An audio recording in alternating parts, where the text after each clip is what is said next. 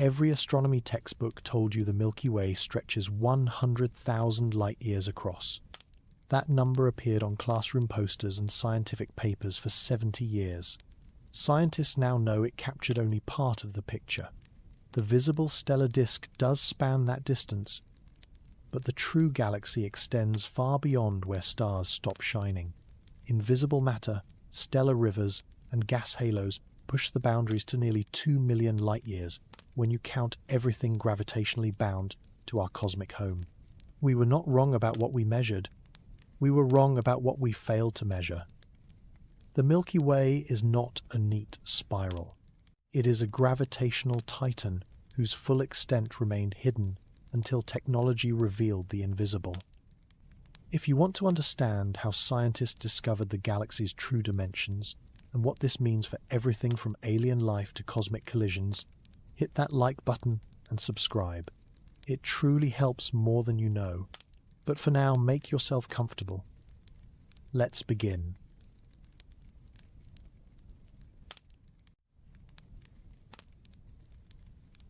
The pale river of light stretching across dark skies has captivated human imagination since our ancestors first looked upward and wondered. Ancient Greeks named it Galaxias Kyklos, the Milky Circle. Aboriginal Australians saw it as a river carrying the spirits of the dead. Norse mythology described it as the path to Valhalla. Polynesian navigators used its position to guide their canoes across thousands of miles of open ocean. None of them understood what they were actually seeing. For most of human history, the Milky Way represented an impenetrable mystery. Was it a celestial river flowing through the heavens? A crack in the dome of the sky letting divine light shine through? The accumulated glow of countless departed souls? Ancient philosophers debated these possibilities without any means of testing their speculations. The technology required to transform speculation into knowledge would not exist for nearly 2,000 years after the first recorded attempts to explain the phenomenon. Aristotle proposed that the Milky Way was a meteorological phenomenon, an ignition of hot gases in the upper atmosphere caused by the motion of stars. This explanation satisfied Greek intellectual traditions for centuries despite being completely wrong. Democritus came closer to the truth, suggesting the glow might result from distant unresolved stars, but his hypothesis could not be verified and was largely ignored by subsequent thinkers. When Galileo Galilei pointed his primitive telescope toward the Milky Way in 1610, he made a discovery that shattered millennia of speculation. That continuous glow resolved into countless individual stars, packed so densely that unaided human eyes blurred them together into a luminous stream. The heavens contained far more suns than anyone had imagined, and they clustered together in patterns that demanded explanation. Galileo's telescope was remarkably crude by modern standards. Its lenses produced blurry images plagued by chromatic aberration. Its magnification power barely exceeded what a modest pair of modern binoculars provides. Yet this simple instrument revealed a universe vastly more populous than any philosopher had dared imagine. Where the naked eye saw smooth luminescence, the telescope revealed stellar multitudes beyond counting. But how many stars? How far did they extend? What shape did this stellar congregation take? These questions would occupy astronomers for centuries, and the answers they eventually reached would prove spectacularly incomplete. The decades following Galileo's discoveries saw telescopes improve dramatically. Larger lenses gathered more light, revealing fainter stars. Better optical designs reduced distortions that plagued early instruments. Astronomers began systematic surveys of the night sky, cataloguing thousands of stellar positions with increasing precision. Yet the fundamental question of galactic structure remained unanswered. Stars seemed scattered everywhere, but did they form a coherent system? Did the distribution have boundaries? Was our Sun located at any particular position within the stellar swarm? William Herschel attempted the first systematic survey of the Milky Way in the 1780s. His method was straightforward in concept but grueling in execution. He pointed his telescope in hundreds of different directions, counted the stars visible in each field of view, and used these counts to estimate how stellar density varied across the sky. Where stars appeared most numerous, he reasoned, the galaxy must extend farthest. Herschel was not merely an observer, but also a talented telescope builder. He constructed instruments far superior to anything commercially available, grinding his own mirrors from speculum metal and achieving magnifications that revealed details invisible to lesser equipment. His dedication bordered on obsession. He spent entire nights at the eyepiece, sometimes observing continuously for hours, while his sister Caroline recorded his observations and kept him supplied with food and drink. The star counts he accumulated numbered in the thousands. Each field of view required careful examination, counting every visible point of light while estimating the relative brightness of each star. The work demanded extraordinary patience and meticulous record-keeping. Errors in any single count would propagate through subsequent analysis, potentially distorting conclusions about galactic structure. Herschel concluded that our Sun sat near the center of a lens-shaped stellar system, roughly 5 times longer than it was wide. He imagined the galaxy as a flattened disk with the solar system occupying a privileged central position. This picture aligned comfortably with human assumptions about cosmic importance. If Earth circled a special star, naturally that star would reside at the heart of the stellar realm. He was wrong about nearly everything. The Sun does not occupy the galactic center. The galaxy is not simply lens-shaped, and his size estimates fell short by factors of thousands. But Herschel established a principle that would guide all subsequent mapping efforts.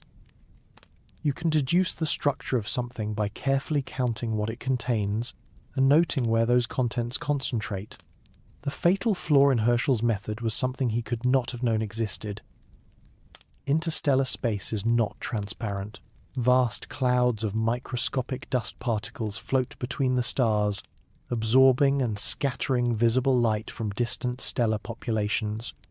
These dust clouds create dark patches that early astronomers interpreted as genuine gaps in the stellar distribution rather than cosmic fog blocking their view.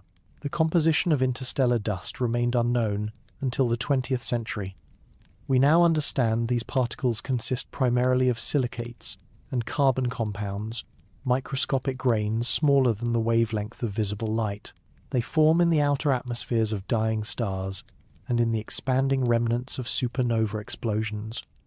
Over billions of years, this stellar exhaust accumulated throughout the galactic plane, creating a haze that dims and reddens light from distant sources. Imagine trying to map a forest while standing inside it during a thick fog. Trees near you remain visible, but distant groves disappear into grey obscurity. You might conclude the forest ends where visibility fails, never suspecting that millions more trees stand hidden beyond your perception. This was precisely the situation facing early galactic cartographers. Herschel noticed dark regions in the Milky Way and interpreted them as genuine holes in the stellar distribution, tunnels of emptiness through which we could peer into the blackness beyond the galaxy. He called these dark patches openings in the heavens.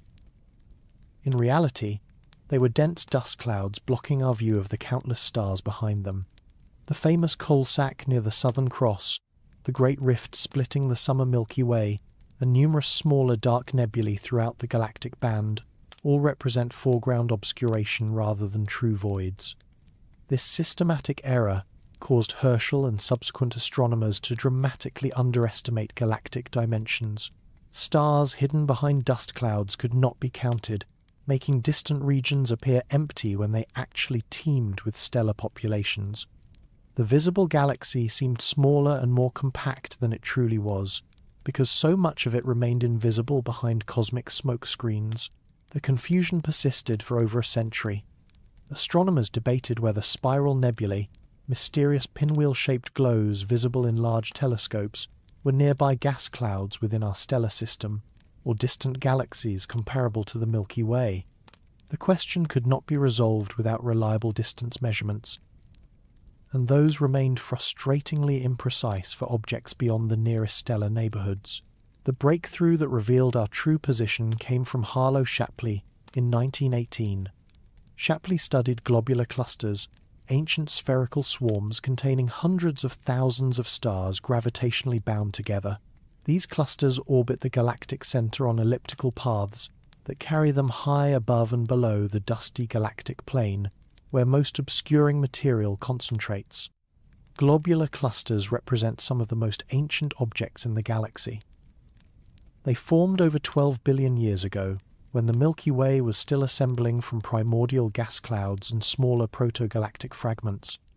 The stars within each cluster share common origins, having condensed from the same parent gas cloud in relatively brief episodes of coordinated star formation. The chemical composition of globular cluster stars reflects conditions in the early universe. They contain far fewer heavy elements than younger stellar populations, because those heavy elements had not yet been manufactured. Stars create elements heavier than hydrogen and helium through nuclear fusion in their cores, then distribute these products through supernova explosions and stellar winds. Early in galactic history, few stars had lived and died, so raw materials for star formation remained chemically primitive. Because globular clusters rise above the cosmic fog, they remain visible across vast distances. Shapley used a class of pulsating stars called Cepheid variables to measure distances to dozens of these clusters. Cepheid stars brighten and dim in regular cycles, with the period of variation directly related to their intrinsic luminosity. Measure the pulsation period, calculate the true brightness, compare to apparent brightness, and geometry reveals the distance. Henrietta Swan-Leavitt had discovered this period luminosity relationship in 1912 while studying Cepheid variables in the Magellanic Clouds. She noticed that brighter Cepheids pulsated more slowly, following a precise mathematical relationship. This discovery transformed Cepheids into cosmic yardsticks. For the first time, astronomers possessed a reliable method for measuring distances to objects far beyond the reach of parallax techniques.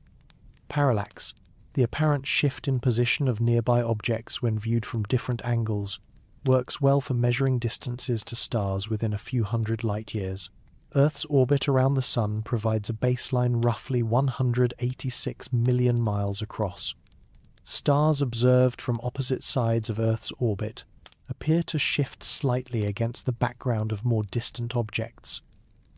The amount of shift reveals the distance through simple trigonometry, but parallax angles become vanishingly small for more distant stars. Even the most precise instruments of Shapley's era could not detect parallax shifts for objects more than a few hundred light-years away. Cepheid variables provided a way around this limitation. Their pulsation periods could be measured regardless of distance, and those periods revealed intrinsic brightness, which combined with apparent brightness yielded distance. When Shapley plotted the three-dimensional positions of globular clusters, a striking pattern emerged. They did not distribute evenly around the Sun, as would be expected if we occupied the galactic center. Instead, they concentrated heavily toward the constellation Sagittarius, revealing that the true center lay roughly 26,000 light-years away in that direction. The distribution formed an enormous halo surrounding a point nowhere near our solar system. Globular clusters orbited that distant center like bees swarming around a hive, their spatial arrangement revealing the gravitational heart of the galaxy. We occupied an unremarkable position in the outer regions, far from the central concentration of mass that governed galactic dynamics. This discovery displaced humanity from cosmic centrality for the second time in scientific history. Copernicus had shown that Earth was not the center of the solar system. Now Shapley demonstrated that the solar system was not the center of the galaxy. We inhabited the suburbs, not downtown. Our apparent importance shrank with each new measurement. The psychological impact of this displacement should not be underestimated. For millennia, humans had assumed their position in the cosmos held special significance. Earth occupied the center of creation, or at least the center of our stellar neighborhood. Shapley's work demolished this assumption with ruthless mathematical precision. We were peripheral, occupying no privileged position within the vast stellar system we called home. Shapley's work also provided the first reliable estimate of galactic scale. His measurements suggested the Milky Way stretched approximately 100,000 light-years from edge to edge. This figure, refined slightly over subsequent decades, would become the standard answer, appearing in textbooks, documentaries, and classroom lectures for generations. The measurement technique was elegant but fraught with potential errors. Cepheid variables in globular clusters could be difficult to identify among the dense stellar backgrounds. Period measurements required observations spanning multiple pulsation cycles. Calibrating the period-luminosity relationship demanded knowing the true distances to at least some Cepheids through independent methods. Each step introduced uncertainties that accumulated through the calculation chain. Later, astronomers would refine Shapley's estimates, correcting for various systematic errors he could not have anticipated. The distance to the galactic center would be revised downward to approximately 26,000 light-years, and the overall galactic diameter would be adjusted based on improved understanding of stellar populations and interstellar absorption. But the fundamental picture Shapley established proved correct. The Sun orbited far from the galactic center, and the galaxy itself spanned distances measured in tens of thousands of light-years. 100,000 light-years.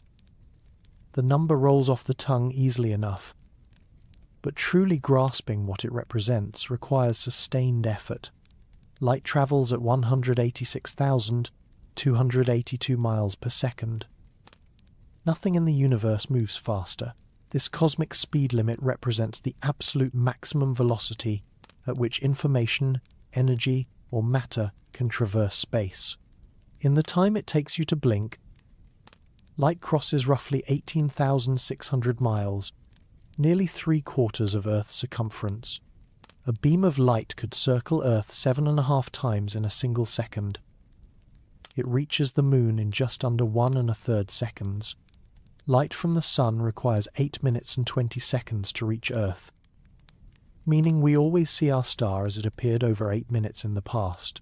The nearest stars beyond the Sun lie over 4 light-years away, meaning their light began its journey before you started reading this sentence. In 1 year, light covers approximately 5,878,000,000,000 miles. Astronomers call this distance a light-year, and it serves as the standard measuring stick for cosmic scales. The number itself defies intuition. 5 trillion miles means nothing to brains evolved for tracking prey across African savannas. We lack the cognitive architecture to genuinely comprehend such distances. Human spatial intuition evolved to handle distances relevant to survival on the African plains where our ancestors lived. We developed excellent abilities to judge whether a predator was close enough to pose an immediate threat, whether prey was within throwing distance of a spear, whether a water source was close enough to reach before nightfall. These distances ranged from a few feet to perhaps a few dozen miles. Our brains simply did not need to process interstellar distances. Evolution provides capabilities that enhance survival and reproduction, not those required for contemplating cosmic scales. When we try to genuinely comprehend a light year, we are asking mental machinery designed for hunting and gathering to perform tasks utterly outside its design specifications. Now multiply that incomprehensible distance by 100,000. The traditional galactic diameter spans roughly 588 quadrillion miles. Writing out that number in full requires 18 digits, 588,000 trillion miles. Perhaps comparisons to human experience can help bridge the comprehension gap. If you could drive a car at highway speeds across the galaxy, maintaining a steady 65 miles per hour without stopping for fuel, food, or sleep, the journey would require approximately 1,032,000,000,000 years. You would need to maintain that pace for roughly 75 times longer than the current age of the universe. Consider what that means. The universe has existed for approximately 13.8 billion years since the Big Bang initiated cosmic expansion. In all that time, your hypothetical car would have crossed less than 2% of the galactic diameter. Even the fastest objects humans have ever constructed would fail spectacularly at crossing such distances. The Parker Solar Probe, humanity's speediest spacecraft, reaches velocities exceeding 400 to 30,000 miles per hour during its closest approaches to the Sun. At this blistering pace, crossing the traditional galactic diameter would still require roughly 156 billion years. The Voyager probes, launched in 1977, travel at approximately 38,000 miles per hour relative to the Sun. They represent humanity's first objects to enter interstellar space, having passed beyond the heliosphere that marks the Sun's influence. Yet, at their current velocities, the Voyager spacecraft would require over 70,000 years just to reach the nearest neighbouring star, a journey covering only a tiny fraction of galactic dimensions. Only light itself can traverse galactic distances within time frames relevant to cosmic evolution, and even light, the ultimate cosmic speedster, needs 100,000 years for the journey across the traditional Milky Way measurement. Consider what this means for observation. When astronomers study stars on the far side of the galaxy, they see those stars as they existed 100,000 years ago. The light arriving at telescopes tonight began its journey when Neanderthals still walked the Earth, when modern humans had barely begun migrating out of Africa, when written language lay tens of thousands of years in the future. Every photograph of our galaxy captures multiple time periods simultaneously. Light from distant stellar populations reveals ancient history, conditions that prevailed when early humans were developing stone tools. Light from the galactic center departed before the last ice age ended. We never observe the Milky Way as it currently exists, but rather as a composite image blending countless moments across 100 millennia. This temporal displacement affects our understanding of galactic structure. Changes occurring at the galactic center right now will not become visible to Earth-based observers for 26,000 years. Stars that exploded millennia ago may still appear in our telescopes exactly as they did before their destruction, because the light from those explosions has not yet reached us. The traditional picture of galactic structure described a barred spiral galaxy with multiple arms winding outward from a central elongated bar of stars. Two major spiral arms dominate the structure, the Perseus arm and the Scutum Centaurus arm, with additional smaller arms and spurs adding complexity to the overall pattern. These arms contain the galaxy's youngest stellar populations, regions where new stars continue forming from collapsing clouds of hydrogen gas. The spiral pattern does not consist of fixed groups of stars rotating together like spokes on a wheel. Instead, the arms represent density waves, regions where matter temporarily concentrates as it orbits the galactic center. Stars pass through the arms rather than residing permanently within them, like cars moving through a traffic jam. The jam persists even as individual vehicles enter and exit. The spiral arms glow blue-white with the light of massive hot stars that burn through their nuclear fuel in mere millions of years. These stellar giants live fast and die spectacularly, exploding as supernovae that seed surrounding space with heavy elements forged in their cores. Because massive stars have such short lifetimes compared to the time required to orbit the galaxy, they never travel far from their birthplaces before exploding. This is why hot blue stars concentrate in spiral arms where star formation occurs. Between the spiral arms stretch regions dominated by older, cooler stars. These interarm zones contain less gas for star formation, creating apparent gaps in the galactic pinwheel when viewed from outside. Red and yellow stars of lower mass populate these regions, their more modest energy output allowing them to shine for billions of years as they slowly orbit through the disk.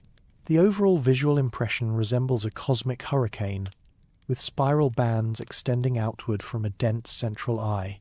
But unlike terrestrial hurricanes that rotate as coherent structures, galactic spiral patterns maintain their shape through more subtle gravitational dynamics. The inner regions orbit faster than outer regions, a phenomenon called differential rotation. If spiral arms were material structures, differential rotation would wind them progressively tighter until they disappeared. Instead, density wave theory explains how the pattern persists despite the differential motion of individual stars. That central region houses the galactic bulge.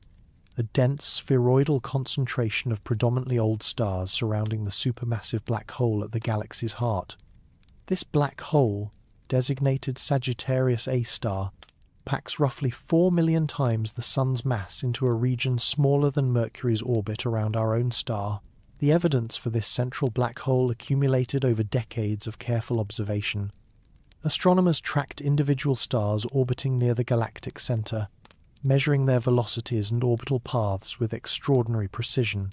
Some of these stars move at speeds exceeding 10 million miles per hour as they swing past the central object. The orbital motions reveal the mass of whatever they orbit, and that mass is far too concentrated to be anything other than a black hole.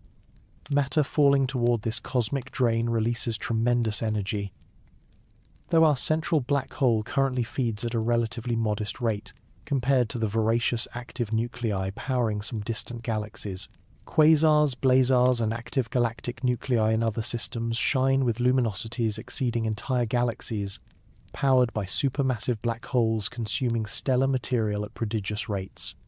Sagittarius A star, in contrast, swallows only modest amounts of gas and produces correspondingly modest radiation. The visible stellar disk measures roughly 1,000 light-years thick in the outer regions, where our solar system orbits, thickening substantially toward the center where the bulge dominates. This thin disk hosts most ongoing star formation, containing enough hydrogen gas to fuel stellar birth for billions of years to come. Our solar system sits within the disk approximately 26,000 light-years from the galactic center, orbiting along with the local stellar neighborhood at roughly 500,000 miles per hour.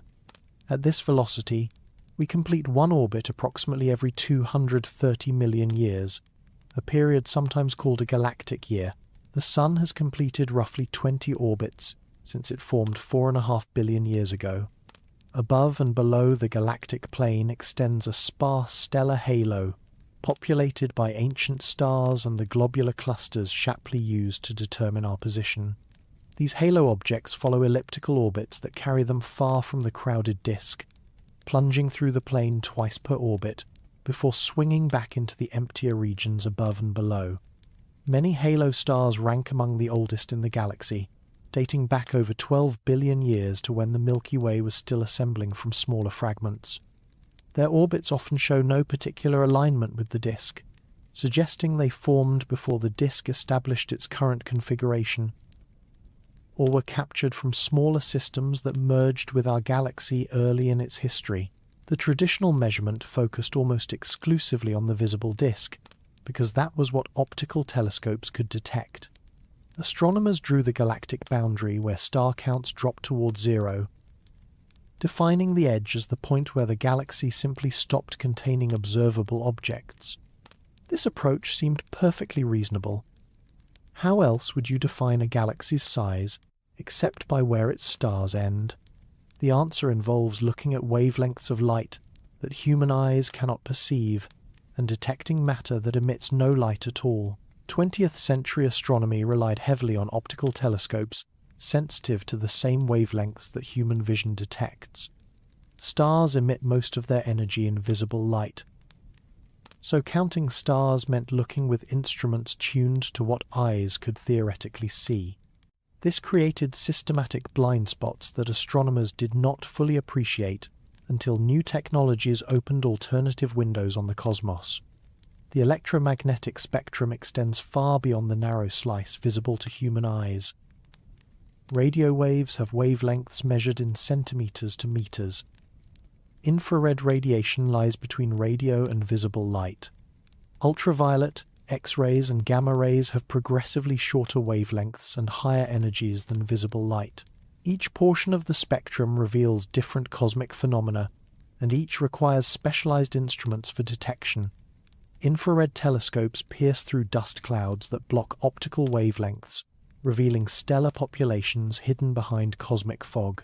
The same interstellar dust that frustrated Herschel and confused generations of astronomers becomes nearly transparent at infrared wavelengths. Stars that appeared absent in optical surveys shine clearly when observed in infrared light. Radio telescopes detect hydrogen gas, extending far beyond where visible stars become undetectable. Hydrogen atoms emit radiation at a characteristic wavelength of 21 centimeters. When electrons flip their spin orientation relative to protons, this emission is extraordinarily weak from individual atoms, but accumulates to detectable levels across vast interstellar gas clouds. Radio surveys revealed that hydrogen gas extends well beyond the stellar disk, tracing galactic structure where no stars shine. X-ray observatories reveal superheated plasma surrounding the galaxy in enormous halos, invisible to optical instruments. Gas heated to millions of degrees emits strongly at X-ray wavelengths, but produces almost no visible light. Space-based X-ray telescopes, necessary because Earth's atmosphere blocks X-rays from space, uncovered hot, gaseous components completely unknown to earlier astronomers. Each new observational capability exposed galactic components that traditional surveys had completely missed. The Milky Way we thought we knew was like measuring an iceberg by photographing only the portion above water. The visible tip hints at deeper structures lurking beneath the observational surface, but vastly underestimates the total volume. Even within the visible realm, the challenge of measuring from inside the galaxy created insurmountable obstacles for early astronomers. Imagine standing in the middle of a vast forest, attempting to determine where the forest ends. Trees surround you in every direction. Some stand closer, others farther. Fog obscures distant groves. How would you establish the forest's boundaries? You might walk in one direction until trees become sparse, then declare that edge reached. But forests do not terminate abruptly. Trees thin gradually toward meadows and clearings. At what density does forest become non-forest? The boundary depends entirely on your definition and your ability to detect faint, distant specimens. Astronomers faced exactly this dilemma. Stars become increasingly sparse toward the galactic outskirts, but they never completely disappear. Extremely faint dwarf stars scatter through regions that appear empty to moderately sensitive instruments. Red dwarf stars, the most common stellar type in the galaxy, produce so little light that they remain invisible beyond relatively short distances. A census counting only visible stars systematically misses the most numerous stellar population. The boundary between galaxy and intergalactic space blurs rather than sharpens, fading gradually rather than ending crisply. Any line drawn to mark the galactic edge represents an arbitrary decision about what minimum stellar density counts as inside versus outside. Different definitions yield different boundaries, none more correct than others. The 100,000 light-year estimate represented a reasonable consensus, given the observational limitations of mid-20th century astronomy. It captured the visible stellar disk with fair accuracy, but it missed something enormous hiding in plain sight, or rather, hiding in plain darkness. That something would not reveal itself until astronomers noticed that stars at the galactic edge moved in ways that violated the laws of physics as they understood them. The visible galaxy could not possibly account for what the measurements showed. Either Newton's equations were wrong after centuries of successful application, or something massive and invisible was pulling the strings of galactic dynamics. The mystery of the missing mass would ultimately reveal that the galaxy we thought we knew represented merely the luminous core of a far vaster structure, extending into realms of darkness that traditional astronomy could not penetrate. Every calculation built on the 100,000 light-year figure would eventually require revision. The textbook diagrams were not exactly wrong about what they depicted, but they were catastrophically incomplete about what they failed to include. The visible stars formed just one component of a galactic system, whose true dimensions would shock even the astronomers who first glimpsed the hidden architecture. The Milky Way was not a disk of stars floating in cosmic emptiness. It was something far stranger, far larger, and far more invisible than anyone had suspected. And the first hints of this hidden reality came from measuring how fast things spin. Stars do not sit motionless in space. Every stellar furnace in the galaxy orbits the galactic center, pulled inward by gravity, while angular momentum prevents them from falling straight in. This cosmic merry-go-round spins perpetually, with stars tracing orbital paths that take millions of years to complete. The physics governing these motions dates back over 3 centuries to Isaac Newton's revolutionary insights. Newton recognized that the same force pulling apples toward Earth also holds the Moon in orbit and keeps planets circling the Sun. Gravity reaches across empty space, pulling every piece of matter toward every other piece with a strength proportional to their masses and inversely proportional to the square of the distance between them. This inverse square law has profound implications for orbital dynamics. Double the distance from a gravitating body, and the gravitational pull drops to 1/4. Triple the distance, and it falls to 1/9. Objects far from the central mass experience dramatically weaker gravitational attraction than objects nearby. The balance between gravitational pull and orbital motion determines how fast objects must move to maintain stable orbits. An object moving too slowly will spiral inward, unable to resist the gravitational attraction pulling it toward the center. An object moving too fast will escape entirely, flying off into space on an unbound trajectory. Only at precisely the right velocity can an object maintain a stable orbit, continuously falling toward the central mass while simultaneously moving sideways fast enough to keep missing it. The Sun participates in this galactic rotation, carrying Earth and the entire solar system along at roughly 500,000 miles per hour relative to the galactic center. At this velocity, we complete one orbit approximately every 230 million years. Dinosaurs dominated Earth the last time our solar system occupied its current galactic position. The Great Permian extinction that wiped out 90% of marine species occurred roughly 2 orbits ago. One complete circuit of the galaxy spans geological epochs. During each galactic orbit, the solar system passes through spiral arms where dense gas clouds concentrate. Some scientists have proposed that these passages might correlate with mass extinction events on Earth. As the solar system encounters more debris and experiences enhanced cosmic ray bombardment within the arms, the evidence for such correlations remains controversial, but the basic premise that our cosmic environment changes throughout each galactic orbit is well established. Understanding how fast objects orbit reveals how much mass pulls them inward. This relationship follows directly from Newton's laws of gravitation, which have successfully described celestial motions for over 3 centuries. More mass means stronger gravitational attraction, means faster orbital velocities required to balance inward pull against outward momentum. The mathematics works out elegantly. For a circular orbit, the orbital velocity depends only on the mass enclosed within that orbit and the radius of the orbit itself. Measure how fast something orbits and at what distance, and you can calculate the mass responsible for that motion.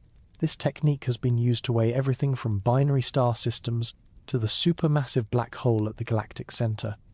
In our solar system, this relationship creates a predictable pattern. Mercury, closest to the Sun, orbits fastest at roughly 107,000 miles per hour. Venus moves more slowly at 78,000 miles per hour. Earth moves more slowly still at 67,000 miles per hour. Mars, Jupiter, Saturn, Uranus, and Neptune orbit at progressively slower velocities as their distances from the Sun increase. Distant Neptune crawls along at just 12,000 miles per hour. Orbital speed decreases with distance from the central mass because gravitational pull weakens with increasing separation. This pattern, called Keplerian rotation after Johannes Kepler, who first described planetary orbital laws, applies wherever mass concentrates at a central point. The outer regions of a system experience weaker gravity and therefore require slower orbital velocities to maintain equilibrium. Any deviation from this pattern would indicate that the assumed mass distribution was incorrect. Astronomers expected the Milky Way to follow the same pattern. Most visible mass concentrates toward the galactic center in the bulge and inner disk regions. Roughly half of all stellar light comes from the inner quarter of the galactic disk. The rotation curve, plotting orbital velocity against distance from the galactic center, should decline steadily as you move outward. The expectation seemed so obviously correct that early measurements were designed primarily to confirm it. The Sun's orbital velocity, combined with the distance to the galactic center, yielded an estimate of enclosed mass. Extending such measurements to other distances would simply refine the details of how mass distributed throughout the visible disk. Measuring stellar velocities across the galaxy requires detecting Doppler shifts in starlight. When a star moves toward us, its light waves compress slightly, shifting the spectrum toward bluer wavelengths. When a star moves away, light waves stretch toward redder wavelengths. The amount of spectral shift reveals the velocity, allowing astronomers to track motion across distances where direct observation of movement would require millions of years. The Doppler effect applies to all wave phenomena.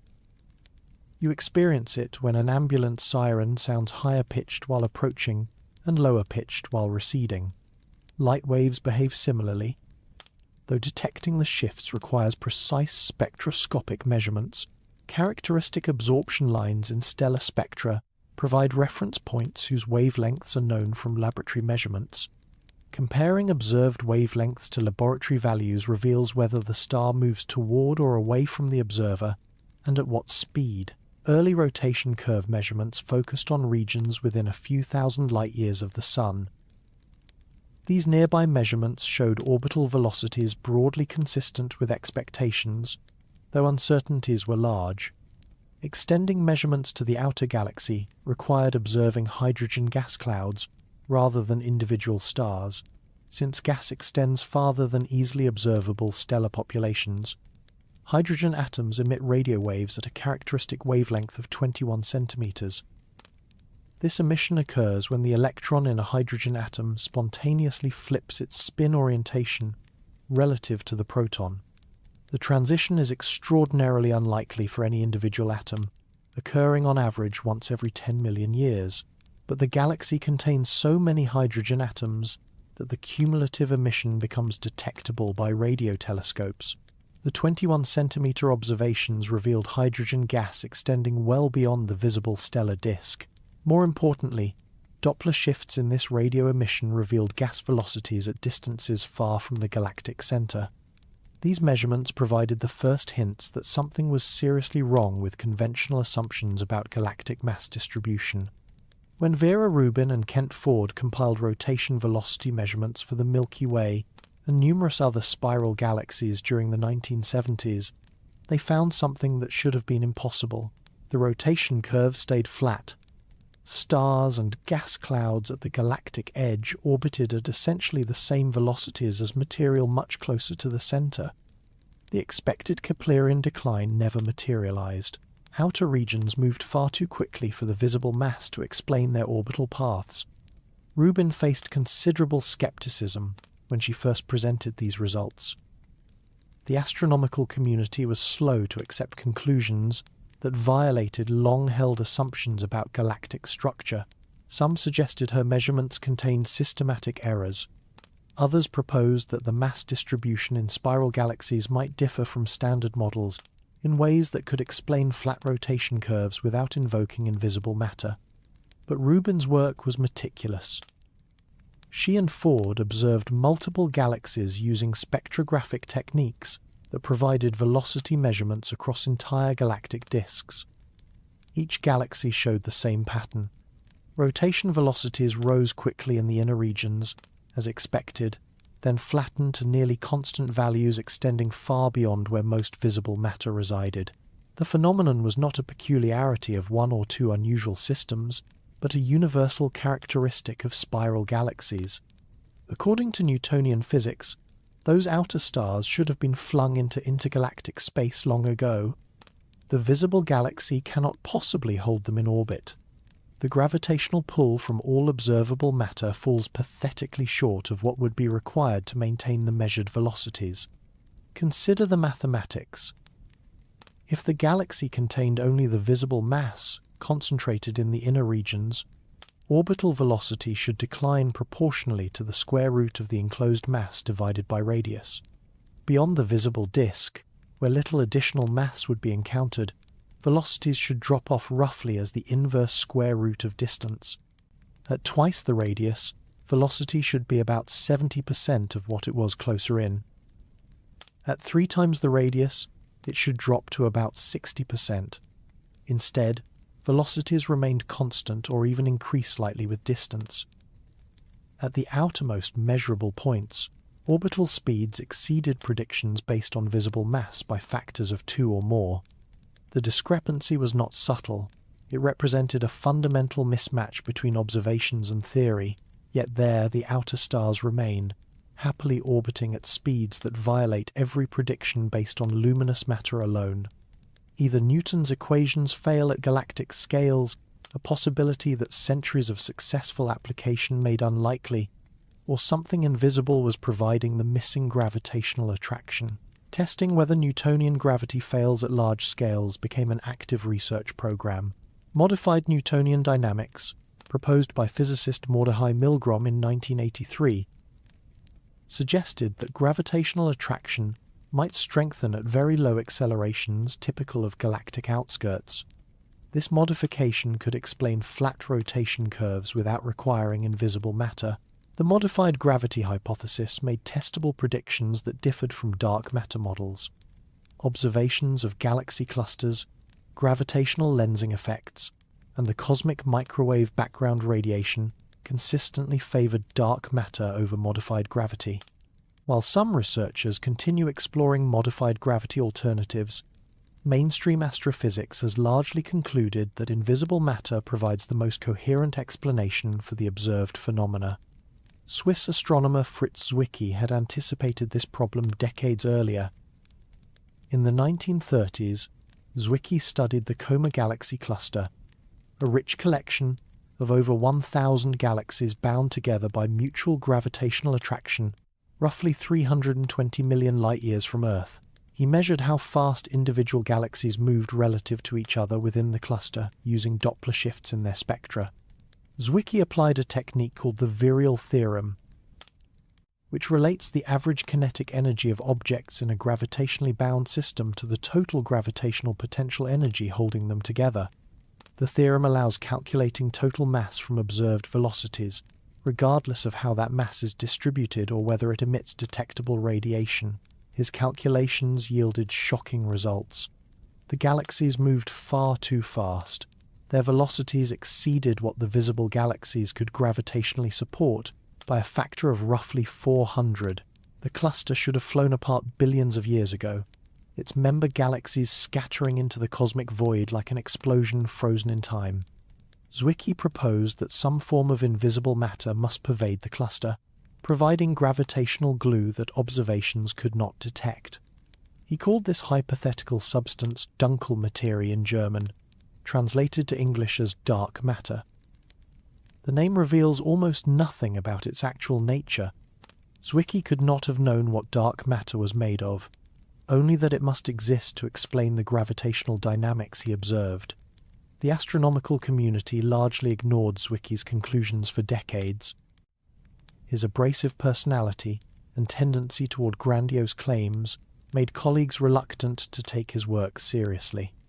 The dark matter hypothesis seemed too radical, requiring the existence of vast quantities of undetected material pervading the universe. Surely, some conventional explanation would eventually emerge. Rubin's rotation curve measurements 4 decades later vindicated Zwicky's insight. Dark matter was not merely a curiosity of galaxy clusters, but a fundamental component of individual galaxies themselves. Every spiral galaxy she studied showed the same flat rotation curves. The phenomenon was universal, demanding a universal explanation. The evidence continued mounting from independent directions. Gravitational lensing observations, measurements of the cosmic microwave background radiation, studies of how galaxies cluster on large scales, and computer simulations of cosmic structure formation all pointed toward the same conclusion. Dark matter exists in enormous quantities, outweighing visible matter by roughly 5 to 1 throughout the universe. The cosmic microwave background provides particularly compelling evidence. This radiation, released roughly 380,000 years after the Big Bang when the universe cooled enough for atoms to form, carries subtle temperature fluctuations, reflecting density variations in the early cosmos. The pattern of these fluctuations depends sensitively on the relative amounts of ordinary matter, dark matter, and dark energy in the universe. Precise measurements by satellites, including COBE, WMAP, and Planck, constrain these ratios with remarkable precision, consistently indicating that dark matter comprises roughly 27% of the universe's total energy content, while ordinary matter accounts for only about 5%. Galaxy cluster collisions provide direct visual evidence for dark matter's existence. The Bullet cluster, observed in 2006, consists of two galaxy clusters that collided and passed through each other roughly 150 million years ago. During the collision, the hot gas comprising most of the ordinary matter in clusters interacted electromagnetically, slowing down and separating from the galaxies themselves. Dark matter, interacting only gravitationally, passed through without slowing. Gravitational lensing reveals where mass actually resides in the Bullet cluster, while X-ray observations show where the hot gas ended up. The mass concentrations do not coincide with the gas. Instead, they trace the locations of the visible galaxies, demonstrating that most cluster mass consists of something other than the hot gas that dominates ordinary matter content. Dark matter provides the only coherent explanation for this separation. Over subsequent decades, increasingly sophisticated measurements refined our understanding of dark matter's distribution. It does not concentrate at galactic centers like visible stars. Instead, dark matter forms vast spherical halos that extend far beyond the luminous disk, wrapping visible galaxies in invisible gravitational scaffolding. The density profile of dark matter halos follows a characteristic pattern identified through computer simulations and confirmed by observations. Density rises toward the center, reaching a peak somewhere near the galactic core, then declines steadily with increasing radius. The mathematical form describing this distribution, called the Navarro-Frenk-White profile, after the researchers who first characterized it, has become a standard tool for modeling galactic dark matter. Unlike the flattened disk formed by visible matter, dark matter halos are roughly spherical. This shape difference arises from the different physics governing each component. Ordinary matter can radiate energy through electromagnetic processes, allowing it to cool and collapse into thin rotating disks. Dark matter cannot emit radiation and therefore cannot dissipate energy efficiently. It settles into more extended, roughly spherical configurations determined by gravitational dynamics alone. Current estimates indicate that dark matter outweighs visible matter in the universe by a ratio of approximately 5:1. For every star, planet, asteroid, gas cloud, and dust grain that telescopes can detect, this invisible majority dominates cosmic structure while remaining completely undetectable except through gravitational influence. Despite decades of effort, no one knows what dark matter actually is. The leading hypothesis suggests it consists of some type of elementary particle not included in the standard model of particle physics. These hypothetical particles would need to interact very weakly with ordinary matter, explaining why they have evaded detection despite presumably pervading our cosmic neighborhood. Weakly interacting massive particles, whimsically abbreviated as WIMPs, represent one popular candidate. These hypothetical particles would have masses roughly 100 times that of a proton and would interact through the weak nuclear force in addition to gravity.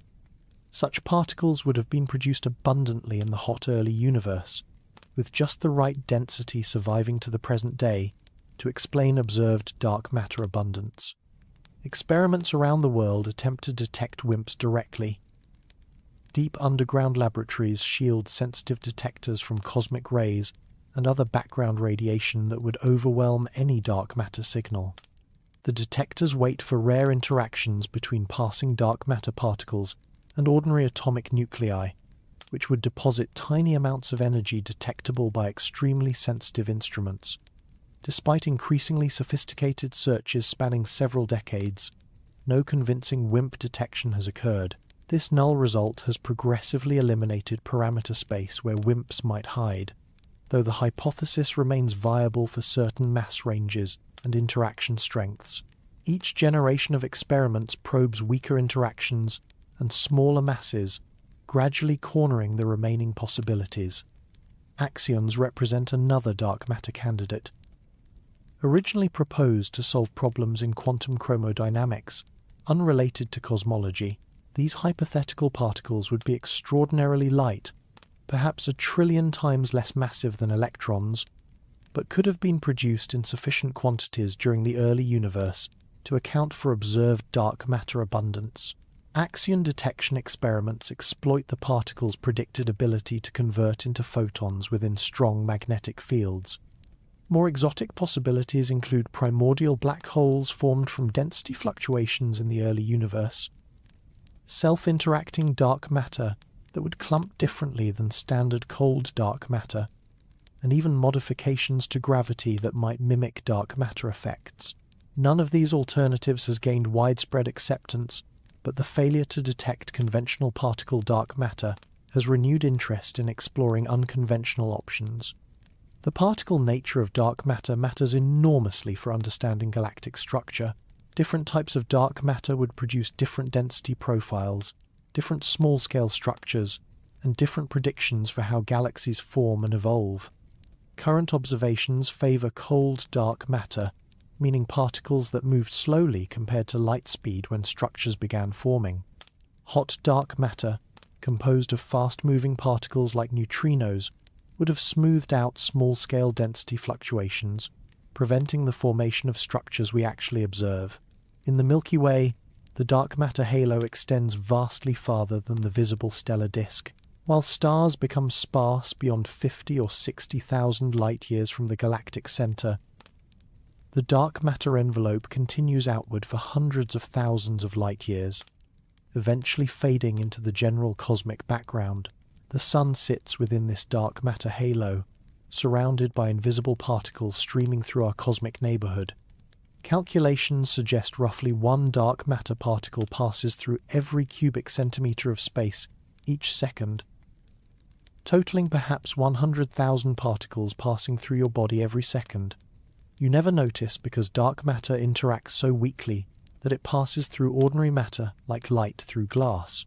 This local dark matter density, roughly equivalent to 1 proton mass per 3 cubic centimeters of space, provides targets for direct detection experiments. The denser the local dark matter, the more frequently particles should interact with detector material. Understanding dark matter distribution within the galaxy helps experimenters interpret their results and plan future searches. Mapping this invisible structure requires ingenious techniques, since you cannot photograph something that produces no electromagnetic radiation whatsoever. Astronomers exploit gravitational lensing, the bending of light paths by massive objects as predicted by Einstein's general relativity. Einstein recognized that mass curves the fabric of space-time itself. Light traveling through curved space-time follows curved paths, even though photons have no mass and do not experience gravitational attraction in the Newtonian sense. The effect was first confirmed during the solar eclipse of 1919, when stars near the Sun's position appeared slightly displaced from their normal positions due to the Sun's gravitational bending of their light. Galaxies and galaxy clusters produce much stronger lensing than individual stars. When light from a distant galaxy passes near a foreground concentration of mass, gravity curves the light's path substantially, distorting the distant galaxy's apparent shape. Circular sources become stretched into arcs. Multiple images of the same background object can appear at different positions around the foreground lens. In extreme cases, background sources are smeared into complete rings surrounding the lensing mass. The amount of distortion reveals how much mass the light encountered, regardless of whether that mass shines or hides in darkness. Mass bends space-time. Space-time bending bends light. The amount of bending reveals the mass. By measuring how background galaxy images warp around foreground objects, astronomers can reconstruct mass distributions that include both visible and invisible components. Gravitational lensing studies consistently reveal that galaxies contain far more mass than their luminous portions suggest. Dark matter halos typically extend at least 10 times farther than visible stellar populations. The optical galaxy is merely the bright ornament atop an enormous invisible pedestal. Weak gravitational lensing, which produces subtle distortions undetectable in individual background galaxies, but measurable statistically across many galaxies, allows mapping dark matter distributions throughout the universe. These maps reveal the cosmic web, the vast network of dark matter filaments connecting galaxy clusters across billions of light-years. Galaxies form within this web, concentrated at nodes where filaments intersect. For our Milky Way specifically, constraining the dark matter halo's dimensions proves challenging because we observe from inside the structure we are trying to measure. We cannot step outside to photograph the halo's extent or measure how background objects lens around our galaxy. Instead, astronomers must infer halo properties from indirect evidence. The total mass of the Milky Way, including both visible and dark components, falls somewhere between 1 and 4 trillion times the Sun's mass. Different measurement methods yield somewhat different values, with uncertainties remaining substantial. The range reflects genuine difficulty in measuring the outer halo, rather than sloppy science. Visible components account for only a fraction of this total. Stars contribute roughly 50 to 100 billion solar masses.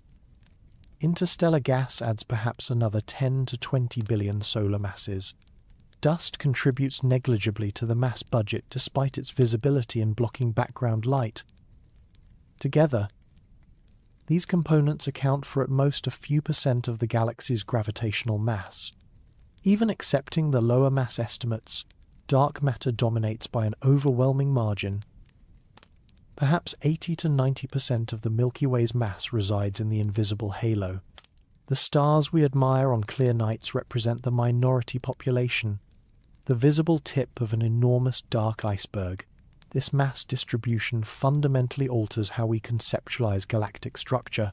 The traditional picture imagined a disk of stars floating in essentially empty space, its gravity confined to the regions where light shines. The corrected picture reveals that disk is embedded within a massive dark sphere that dwarfs the visible component in both mass and spatial extent. Think of an egg. The yolk at the center represents the visible galaxy with its stars, gas clouds, and central black hole. The egg white surrounding the yolk represents the dark matter halo, vastly larger in volume though less immediately obvious. You cannot understand the egg by examining only the yolk. Computer simulations of dark matter halo formation suggest that these structures emerged naturally from the physics of the early universe. Shortly after the Big Bang, tiny quantum fluctuations in matter density created regions slightly more or less dense than average. These fluctuations, imprinted during the inflationary epoch that preceded the hot Big Bang, were extraordinarily small, varying from mean density by only about 1 part in 100,000. Gravity amplified these tiny variations over billions of years. Overdense regions attracted more matter, growing progressively larger while underdense regions emptied into their surroundings. The process proceeded hierarchically, with small structures forming first and merging into progressively larger ones over cosmic time. Dark matter, whatever it actually is, does not interact with light, and therefore could begin clumping together before normal matter, while ordinary atoms remained trapped in a hot plasma soup during the universe's first few 100,000 years. Unable to collapse gravitationally because radiation pressure supported them against gravity, dark matter was already condensing into gravitational structures. Freed from electromagnetic interactions, dark matter particles responded only to gravity, falling into overdense regions and amplifying the density contrasts. By the time ordinary matter could finally collapse, roughly 380,000 years after the Big Bang, when electrons and protons combined into neutral atoms, dark matter had already created a scaffolding of gravitational potential wells. Ordinary matter fell into these pre-existing structures, collecting at the centers of dark matter halos where gravity was strongest. Gas accumulated in these halos, compressed under its own weight, and eventually fragmented into the first stars. These stars collected into the first galaxies, surrounded by the dark matter halos that had gathered them. The visible galaxies we observe today retain this fundamental architecture. Luminous cores surrounded by dark matter envelopes that formed earlier and extend farther. The Milky Way's dark matter halo thus predates its visible stars. The invisible component formed first, creating a gravitational well that subsequently captured the gas that collapsed into stellar populations. We live inside a structure whose foundation was laid before the first star ignited anywhere in the universe. This chronology has been confirmed through observations of the cosmic microwave background, measurements of primordial element abundances, and detailed comparisons between simulated and observed cosmic structures. The sequence of dark matter collapse followed by ordinary matter accumulation, followed by star formation, represents our best understanding of how galaxies came to exist. Determining where the dark matter halo ends poses conceptual as well as observational challenges. Dark matter density decreases gradually, with distance from the galactic center, following the Navarro-Frank-White profile, or similar mathematical forms. The density never reaches zero, but asymptotically approaches the average dark matter density of the universe at large distances. Where exactly does the halo end and intergalactic space begin? The question has no unique answer, because the transition is gradual rather than sharp. Different definitions of the boundary yield different sizes, none more physically correct than others. The galaxy fades into its surroundings rather than ending at a definite edge. What remains unambiguous is that the galaxy extends vastly farther than mid-20th century astronomers imagined. The dark matter halo adds an enormous invisible territory surrounding the visible stellar disk. When someone asks how big the Milky Way is, the honest answer depends entirely on what components you include. The discovery of dark matter dominance raised immediate questions about galactic dynamics. A galaxy several times more massive than visible matter alone would suggest exerts proportionally stronger gravitational influence. It can capture and retain objects that lighter estimates suggested should escape. The Milky Way is not the medium-sized spiral described in older textbooks.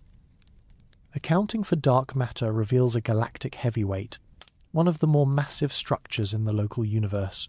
Our cosmic address became far more significant than earlier measurements suggested. But dark matter represents just one component of the extended galactic structure. Additional observations would reveal further structures spreading into the cosmic darkness, confirming that the visible galaxy represents merely the innermost region of a far vaster gravitational entity whose true boundaries remain to be defined. Measuring dark matter through its gravitational effects on starlight and galaxy rotations reveal that the Milky Way extends far beyond its visible disk. But gravitational lensing and rotation curves provide only indirect evidence about where the galaxy truly ends. To trace the outer boundary directly, astronomers needed visible objects orbiting at extreme distances, test particles revealing the gravitational field through their motions. Nature provides exactly such traces in the form of ancient stellar rivers wrapping around the galactic halo like luminous threads on an invisible sphere. Stellar streams represent forensic evidence of cosmic violence preserved across billions of years. The Milky Way does not exist in isolation. Dozens of smaller galaxies orbit within its gravitational sphere, remnants of the hierarchical assembly process that built all large galaxies.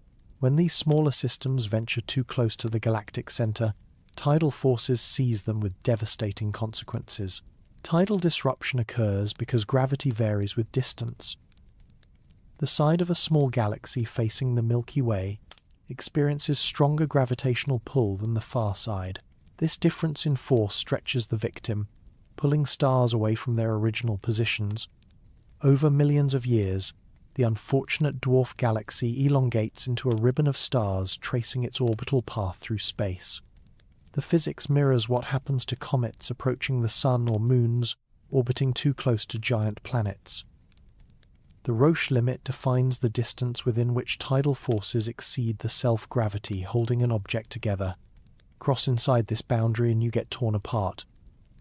The precise distance depends on the density of both objects, but the outcome is always the same: destruction through gravitational stretching. For dwarf galaxies approaching the Milky Way, the Roche limit extends to enormous distances. A loosely bound dwarf galaxy, containing perhaps 1 billion stars spread across several thousand light-years, faces tidal disruption beginning hundreds of thousands of light-years from the galactic center. The disruption proceeds gradually, stripping outer stars first while the dense core survives longer. But eventually the entire system unravels into a stellar stream. These streams do not disperse randomly into space. Each star within a stream follows an orbit determined by the Milky Way's gravitational field, tracing paths that reveal the underlying mass distribution. Stars stripped from the leading edge of a disrupting galaxy move slightly faster than the parent system and pull ahead along the orbit. Stars stripped from the trailing edge move slightly slower and fall behind. The result is an elongated stream stretched along the orbital trajectory, marking the path like breadcrumbs through the dark forest of the outer halo. The Sagittarius stream provides the most spectacular and thoroughly studied example of this phenomenon. Its parent system, the Sagittarius dwarf elliptical galaxy, currently ranks as the closest known galaxy to the Milky Way's center at a distance of roughly 70,000 light-years. This proximity proves fatal. Tidal forces have been shredding Sagittarius for at least 2 billion years, stretching its stars into an enormous stream wrapping completely around our galaxy. The discovery of the Sagittarius dwarf itself came surprisingly late in astronomical history. Despite its proximity, the galaxy hides behind the dense star fields of the galactic bulge as viewed from Earth. It was not identified until 1994, when astronomers noticed a concentration of stars with unusual velocities and chemical compositions in the direction of Sagittarius. Follow-up observations revealed a dwarf galaxy in the final stages of tidal destruction.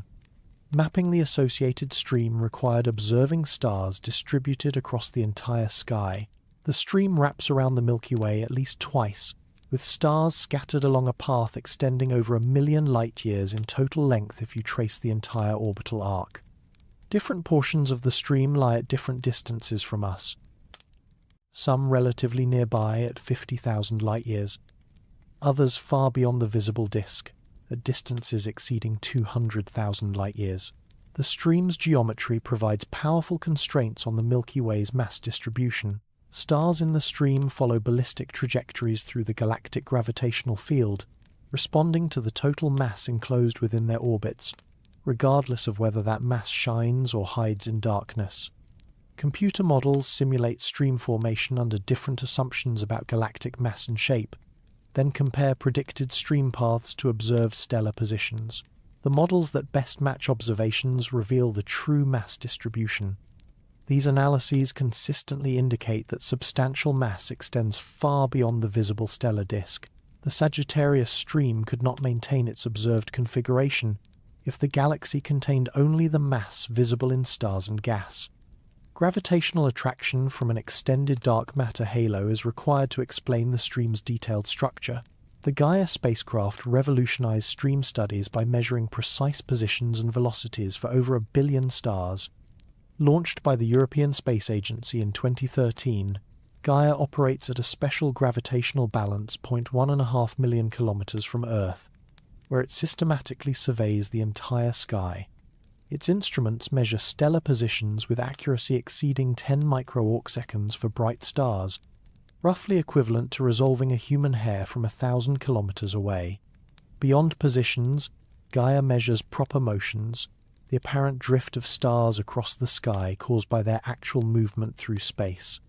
These angular velocities, combined with distance estimates from parallax measurements, reveal three-dimensional space velocities for hundreds of millions of stars. The resulting dataset allows astronomers to trace stellar orbits through the galaxy with unprecedented precision. Gaia data revealed stream structures invisible to previous surveys. Stars, sharing common origins in disrupted systems, move through space with similar velocities, clustering not only in position but in velocity space. Algorithms designed to identify such clusters within Gaia's massive database have discovered dozens of previously unknown streams threading through the galactic halo. The GD1 stream, discovered in 2006 but fully characterized using Gaia data, traces a thin ribbon of stars through the northern galactic halo. Unlike the Sagittarius stream, which originated from a dwarf galaxy, GD1 appears to have formed from a disrupted globular cluster. Its narrow width and coherent structure make it particularly valuable for constraining the gravitational field through which it orbits. Intriguingly, GD1 shows gaps and density variations along its length that cannot be explained by the smooth gravitational field of the visible galaxy, plus a standard dark matter halo. These perturbations suggest that something punched through the stream, gravitationally scattering stars from their original positions. The most likely culprit is a dense clump of dark matter, a subhalo containing no stars but enough mass to disrupt the stream upon passage. If confirmed, such features would provide direct evidence for the lumpy substructure that cold dark matter models predict should pervade galactic halos. The orphan stream acquired its name because astronomers could not initially identify its parent system. This stream orbits on a highly inclined path, carrying stars through regions far above and below the galactic plane. For years, no known satellite galaxy or globular cluster matched the stream's trajectory or stellar chemistry. Recent evidence suggests the progenitor may have been a dwarf galaxy that has now been completely dispersed, leaving only the stream as evidence of its former existence. Palomar 5 represents a globular cluster caught in the act of tidal destruction. This ancient star cluster, located roughly 76,000 light-years from Earth, has developed prominent tidal tails, extending thousands of light-years in both directions along its orbit. Computer simulations indicate that Palomar 5 will be completely dispersed within the next billion years, its stars scattered along a stream indistinguishable from the remnants of other destroyed clusters. Each stream discovery adds another tracer, revealing the galaxy's gravitational extent. Streams at moderate distances constrain mass in the inner halo. Streams orbiting far from the galactic center probe the outer regions where dark matter density drops toward background levels. The most distant confirmed stream stars orbit past 300,000 light-years from the galactic center, demonstrating that gravitational binding extends to remarkable distances. Stars at 300,000 light-years require enormous timescales to complete their orbits. Moving at typical halo velocities of perhaps 100 kilometers per second, such stars need roughly 2 billion years per orbit. Since the streams formed from disruption events occurring within the past few billion years, these distant stars have circled the galaxy only once or twice since their parent systems were destroyed. Yet, they remain gravitationally bound, proving that the Milky Way's influence extends at least this far. Satellite galaxies provide complementary information through an entirely different observational approach. Rather than tracing debris from destroyed systems, astronomers can study intact companions still orbiting within the Milky Way's gravitational sphere. The properties of these satellites, particularly their distances and orbital velocities, constrain the total mass holding them captive. The Magellanic Clouds have been observed since prehistoric times, appearing as detached patches of the Milky Way visible from the southern hemisphere. Aboriginal Australians incorporated them into Dreamtime stories. Polynesian navigators used them for celestial orientation. European explorers named them after Ferdinand Magellan, whose 16th century expedition first reported them to European audiences. Modern observations reveal the Large Magellanic Cloud as an irregular galaxy containing roughly 30 billion stars spread across a region approximately 14,000 light-years in diameter. The Small Magellanic Cloud contains perhaps 7 billion stars in a more compact configuration. Both clouds orbit the Milky Way, while also interacting gravitationally with each other, creating complex dynamics that have puzzled astronomers for decades. The distance to the Large Magellanic Cloud, approximately 160,000 light-years, places it well beyond the visible stellar disk but firmly within the dark matter halo. At this distance, The cloud requires roughly 1.5 billion years to complete an orbit around the Milky Way, assuming a roughly circular trajectory. Whether the Magellanic Clouds have completed multiple orbits or are approaching for only the first or second time remains debated, with implications for how the Milky Way captured them. Recent proper motion measurements from Gaia suggest the Magellanic Clouds may be moving faster than previously thought, raising questions about whether they are truly gravitationally bound or merely passing through our neighbourhood on unbound trajectories. If the clouds are indeed bound, the Milky Way must be more massive than some estimates suggest to retain them. If they are unbound, they represent intergalactic visitors rather than permanent satellites. Beyond the Magellanic System orbit numerous smaller dwarf galaxies discovered through systematic surveys of the outer halo. These ultra-faint dwarfs contain only thousands to tens of thousands of stars, making them extraordinarily difficult to detect against the foreground of Milky Way stars. They appear not as discrete objects visible to casual observation, but as subtle statistical overdensities revealed only through careful analysis of stellar catalogues. The Sloan Digital Sky Survey, which imaged large portions of the northern sky during the early 2000s, discovered numerous ultra-faint satellites, including Ursa Major I, Ursa Major II, Boötes, and several others. The Dark Energy Survey subsequently discovered additional satellites in the southern sky, including Reticulum II, Horologium I, and Tucana II. Each new deep survey reveals additional candidates at the boundaries of current detection sensitivity. These ultra-faint dwarfs pose significant challenges for theories of galaxy formation. Standard models predict that dark matter halos should contain numerous smaller subhalos, each potentially hosting a dwarf galaxy. The predicted number far exceeds the count of observed satellites, creating the missing satellites problem that has motivated extensive theoretical investigation.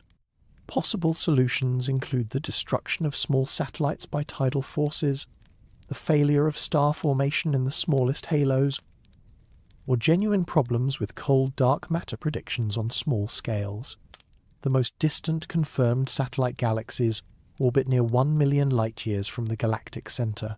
Leo I, a dwarf spheroidal galaxy, lies approximately 850,000 light-years away, making it one of the most remote Milky Way companions. Determining whether such distant objects are truly bound to our galaxy requires precise velocity measurements combined with accurate mass estimates for the Milky Way itself. Satellite orbits depend directly on the total mass, holding them gravitationally bound. A satellite at a given distance will escape if it moves faster than the escape velocity at that distance, which in turn depends on all the mass within that orbital radius. Measuring satellite velocities thus constrains galactic mass, regardless of how that mass divides between visible and invisible components. This technique has been applied to the Milky Way's satellite population using velocity measurements from spectroscopic surveys. The resulting mass estimates consistently fall in the range of 1 to 4 trillion solar masses, depending on which satellites are included and what assumptions are made about their orbital characteristics. The satellites themselves demonstrate that binding mass extends far beyond the visible disk. A third major component of the outer galaxy remained essentially unknown until technological advances allowed its detection. The circumgalactic medium consists of hot, diffuse gas, pervading the enormous volume between the visible disk and the virial radius boundary. This gaseous envelope was predicted theoretically long before observations confirmed its existence. Galaxies form from gas that falls into dark matter halos, but not all infalling gas reaches the central regions where star formation occurs. Some gas shock heats as it encounters the galaxy's gravitational potential well, raising its temperature to millions of degrees. At such extreme temperatures, the gas becomes too hot to cool efficiently and collapse further. Instead, it remains suspended in an extended halo, supported against gravitational collapse by its own thermal pressure.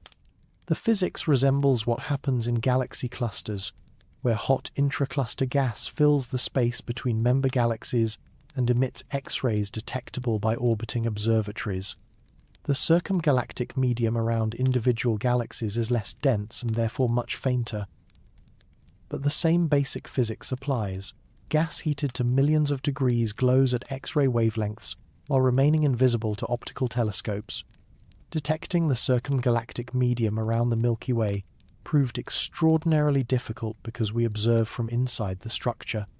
Any telescope on Earth, or in near-Earth orbit, looks through the circumgalactic medium in all directions, creating an all-sky glow rather than a discrete object that can be imaged against a dark background. Separating local circumgalactic emission from other sources of diffuse X-ray background required decades of careful analysis. Absorption spectroscopy provided the first definitive detections. When light from a distant quasar passes through intervening gas, atoms in that gas absorb light at characteristic wavelengths corresponding to electronic transitions. The absorption features appear as dark lines superimposed on the quasar's spectrum. Identifying which absorption systems arise in the circumgalactic medium versus intergalactic space, or gas, associated with other galaxies requires careful analysis of velocities and line strengths. Observations using the Hubble Space Telescope's Cosmic Origins spectrograph have detected highly ionized oxygen, carbon, and silicon in absorption toward numerous background quasars. The ionization states indicate gas temperatures of hundreds of thousands to millions of degrees, consistent with theoretical predictions for circumgalactic material. The velocities match expectations for gas associated with the Milky Way rather than more distant systems. X-ray observations provide complementary evidence. The ROSAT satellite, launched in 1990, detected diffuse soft X-ray emission from all directions in the sky. More recent observations from XMM Newton and Chandra have characterized this emission in greater detail. While separating local bubble emission from circumgalactic emission remains challenging, the observations confirm substantial hot gas surrounding our galaxy. Current estimates suggest the circumgalactic medium contains mass comparable to all the stars in the visible galaxy combined, roughly 50 to 100 billion solar masses of hot gas spread across the enormous volume of the outer halo. This represents a significant reservoir of material available for future star formation, though the gas must cool substantially before it can collapse into molecular clouds and ultimately into stars. The circumgalactic medium participates in a galactic baryon cycle that regulates star formation over cosmic time. Gas flows inward from intergalactic space, shock heats upon encountering the galaxy's potential well, and gradually cools through radiative processes. Eventually, cooled gas reaches the disk and participates in star formation. Stellar winds and supernova explosions return processed material to the halo, where it mixes with freshly accreted gas before potentially cycling back to the disk. This circulation means the circumgalactic medium continuously exchanges material with both the interstellar medium within the disk and the intergalactic medium beyond the halo. The boundary between circumgalactic and intergalactic gas becomes particularly fuzzy, with no sharp transition separating material bound to the galaxy from material participating in cosmic flows between galaxies. The extent of detectable hot gas reaches several 100,000 light-years from the galactic center, before emission and absorption signatures drop below. Beyond this distance, the circumgalactic medium merges gradually into the intergalactic medium, the even more diffuse gas pervading the voids between galaxies throughout the universe. Combining information from stellar streams, satellite galaxies, and the circumgalactic medium creates a picture of the outer Milky Way that would have astonished astronomers working just decades ago. The visible disk, with its spiral arms and central bulge, represents merely the bright inner core. Surrounding that luminous center spreads an enormous domain of sparse stars, disrupted satellites, hot plasma, and overwhelming quantities of invisible dark matter. Drawing the galaxy's boundary requires choosing among several physically meaningful definitions that yield substantially different answers. Each definition captures something real about galactic structure, while emphasizing different aspects of the complex transition between galaxy and intergalactic space.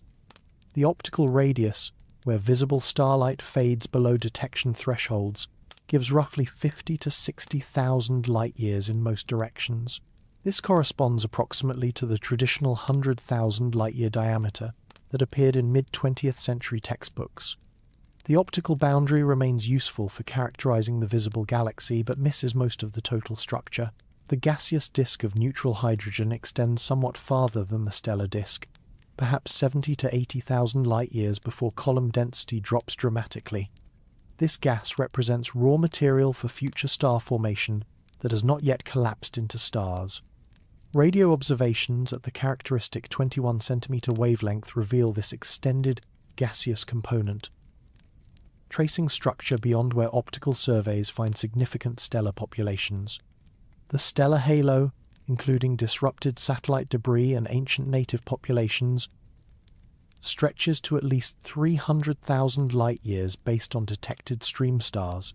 These sparse outer stellar populations orbit on elliptical trajectories that carry them far from the disk, sampling the gravitational field at enormous distances. Individual halo stars have been identified beyond 400,000 light-years, though such extreme objects are extraordinarily rare and difficult to confirm. The hot circumgalactic medium extends several 100,000 light-years in observational detections, though theoretical models suggest it likely continues farther at densities below current sensitivity limits. The transition between circumgalactic and intergalactic gas occurs gradually over hundreds of thousands of light-years, rather than at any definite boundary. Satellite galaxies orbit within roughly 1 million light-years while remaining gravitationally bound, though the exact boundary between bound satellites and unbound interlopers requires careful dynamical analysis. Objects near this boundary may be marginally bound, destined to escape over cosmic timescales as the universe continues expanding. The virial radius provides the most physically motivated boundary definition. This radius marks the sphere within which matter has reached approximate gravitational equilibrium.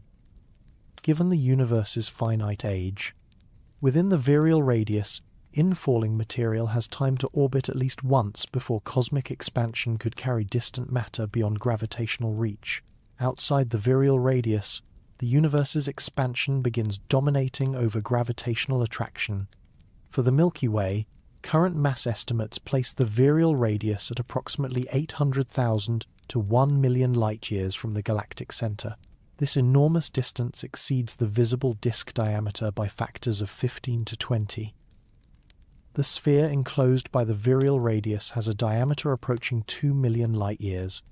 Beyond the virial radius, matter generally flows outward with cosmic expansion rather than remaining permanently bound to the galactic gravitational well.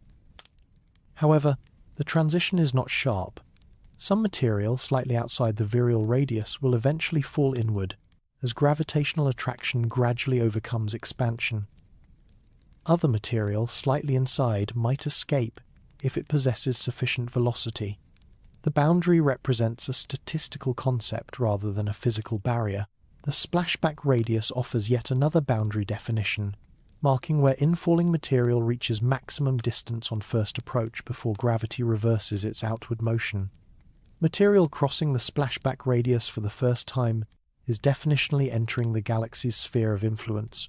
This radius typically exceeds the virial radius by 10 to 20%, extending the effective galactic boundary even farther. The turnaround radius goes further still, marking where cosmic expansion and gravitational attraction precisely balance for material that has never previously interacted with the galaxy. Beyond the turnaround radius, material recedes forever with the expanding universe.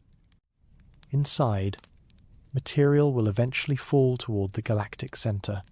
Current estimates place the Milky Way's turnaround radius near 2 million light-years, meaning our galaxy's gravitational influence extends to distances approaching the separation to Andromeda. If we accept the virial radius as the operationally meaningful galactic boundary, the Milky Way spans roughly 1.6 to 2 million light-years in diameter. This figure exceeds the traditional 100,000 light-year measurement by a factor of 16 to 20. The galaxy is not slightly larger than textbooks claimed. It is vastly, overwhelmingly, incomprehensibly larger. The problem with defining galactic size is that galaxies do not possess edges in any familiar sense. There is no wall marking where Milky Way territory ends and intergalactic space begins. No customs checkpoint demands identification from incoming particles. No fence separates our gravitational domain from the territory of neighboring systems. Matter thins gradually with distance from the galactic center. Star density drops from millions per cubic light year in the bulge to perhaps 1 per 1,000 cubic light years in the outer halo, to functionally zero in intergalactic space. Dark matter density follows a similar but gentler decline, dropping by factors of thousands between the galactic center and the virial radius. Gas density varies enormously depending on whether you sample the dense molecular clouds of the disk, the diffuse circumgalactic medium, or the nearly empty intergalactic void. None of these transitions occurs at a definite radius. Density drops asymptotically towards zero without ever quite reaching it.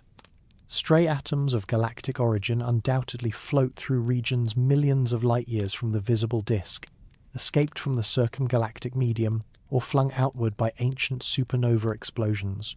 At what density does galactic material become intergalactic material? The question has no unique answer. The boundary between galaxy and not galaxy depends entirely on what definition you adopt and what components you choose to count. This ambiguity frustrates tidy categorization, but accurately reflects genuine physical reality. The universe does not organize itself according to human preferences for clean demarcations and precise borders. Perhaps the most useful perspective abandons the notion of the galaxy as a discrete object with definable edges, and instead recognizes the Milky Way as a gravitational basin embedded within cosmic structure. Within a certain radius, everything falls toward the center or orbits around it, caught in the gravitational web woven by accumulated mass over billions of years. Beyond that radius, cosmic expansion dominates and material recedes forever, carried away by the stretching of space itself. The transition between these regimes marks the galaxy's effective limit, even though no physical barrier exists. The virial radius approximately captures this transition, though the boundary remains fuzzy rather than sharp. Material near the boundary may be marginally bound or marginally unbound, depending on its precise velocity and trajectory. By any reasonable definition, including more than just visible starlight, the Milky Way spans at least several 100,000 light-years and plausibly approaches 2 million. The 100,000 light-year figure captures the visible stellar disk while missing the vast dark matter halo. The sparse stellar halo extending far beyond the disk, the hot circumgalactic medium pervading the outer regions, and the satellite galaxies orbiting within the gravitational sphere of influence. We live inside a cosmic entity far larger than humanity imagined throughout most of our species' existence. The faint ribbon of light crossing dark skies, the feature that gave our galaxy its name, represents the bright inner fraction of an enormous dark sphere, extending 15 to 20 times farther into the cosmic void. The Milky Way does not drift alone through cosmic emptiness. Our galaxy belongs to a gravitational community called the Local Group, a collection of over 80 galaxies bound together by mutual attraction, despite the universe's relentless expansion, stretching distant structures apart. This cosmic neighborhood represents the smallest scale at which galaxies organize into coherent gravitational systems, the first rung on a ladder of structure extending to the largest scales observable. The concept of the local group emerged in the 1930s when Edwin Hubble recognized that several nearby galaxies shared similar distances and motions through space. Unlike more distant galaxies receding with cosmic expansion, these neighbors moved in ways suggesting gravitational binding. They orbited common centers of mass, approached and receded from each other, and maintained proximity across cosmic timescales when unbound objects would have scattered. The local group spans roughly 10 million light-years across its longest dimension, a vast territory by human standards, but modest compared to larger galactic structures. Within this volume, gravitational attraction exceeds the stretching effect of cosmic expansion. Member galaxies remain bound together, orbiting within a shared gravitational well that has persisted since the early universe. Two giants dominate this gravitational community: our Milky Way and the Andromeda Galaxy. These spiral systems contain the overwhelming majority of the group's total mass, both visible and dark. Together, they account for perhaps 90% of all stellar mass within the local group. The remaining members, while numerous, contribute only modest fractions to the total gravitational budget. Andromeda appears in northern hemisphere skies as a faint smudge visible to the naked eye under dark conditions. Ancient astronomers catalogued it as a nebulous object, without understanding its true nature. Only in the 1920s did Edwin Hubble demonstrate that Andromeda lay far beyond the Milky Way, a separate galaxy comparable in scale to our own rather than a gas cloud within our stellar system. The distance to Andromeda measures approximately 2.5 million light-years, making it the most distant object visible to the unaided human eye. The light you see from Andromeda tonight began its journey before the genus Homo evolved on Earth. When those photons departed their source, our ancestors were Australopithecines walking the African savanna, not yet having developed the enlarged brains that would eventually contemplate the cosmos. For most of astronomical history, Andromeda was assumed to be the larger sibling in this galactic pair. Its visible disk appears more extended than the Milky Way's when viewed from outside, and early mass estimates suggested Andromeda contained significantly more stars. Our galaxy seemed like a respectable spiral, living in the shadow of its more impressive neighbour. Modern measurements complicate this picture substantially. Total mass estimates depend critically on dark matter halos, which cannot be directly observed but can be inferred from gravitational effects on visible tracers. When these invisible components are properly accounted for, the two galaxies appear roughly comparable in total mass. Some analyses suggest the Milky Way might actually be slightly heavier, though uncertainties remain large enough that confident ranking eludes current observations. The mass comparison matters because it determines gravitational dynamics within the local group. The more massive galaxy dominates gravitational interactions, capturing satellites more efficiently and determining the ultimate fate of smaller companions. If the Milky Way and Andromeda are truly comparable, neither dominates the group absolutely. Instead, they function as co-equal partners in a gravitational dance that will eventually merge them into a single system. The Triangulum galaxy, also known as Messier 33, provides the local group's only other significant spiral system. Located approximately 3 million light-years from Earth and roughly 750,000 light-years from Andromeda, Triangulum contains perhaps 40 billion stars spread across a disk, roughly 60,000 light-years in diameter. While substantial by absolute standards, Triangulum appears modest compared to the two dominant spirals. Whether Triangulum is gravitationally bound to Andromeda specifically, or to the local group more generally, remains debated. Its orbital relationship with Andromeda depends on both galaxies' total masses and their relative velocities, quantities known imprecisely. Some models suggest Triangulum orbits Andromeda as a satellite. Others indicate it follows an independent trajectory through the local group. The upcoming collision between the Milky Way and Andromeda will likely sweep Triangulum into the merged system regardless of its current orbital status. Beyond these three spirals, the local group population consists entirely of smaller systems. Dwarf irregular galaxies, dwarf elliptical galaxies, and dwarf spheroidal galaxies orbit around the major spirals or drift through the group on independent trajectories. These smaller members range from substantial irregular systems containing billions of stars down to ultra-faint dwarfs barely distinguishable from globular clusters. The dwarf galaxy population provides important tests of galaxy formation theories.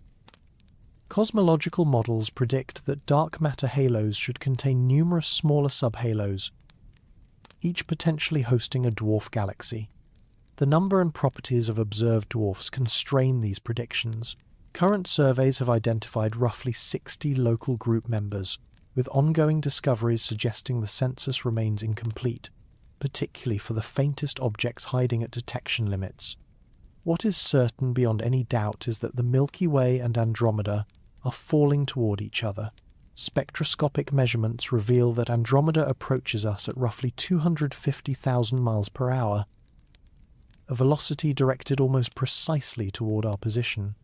This is not recessional motion caused by cosmic expansion, but genuine approach driven by gravitational attraction between two massive systems. The collision course was first recognized in the early 20th century, when vastUsing measured Andromeda's blue shift, indicating approach rather than recession. While most galaxies show redshifts reflecting cosmic expansion carrying them away from us, Andromeda's blue shift reveals gravitational attraction overwhelming expansion. The two galaxies have been falling toward each other since the early universe, their mutual gravity gradually accelerating the approach.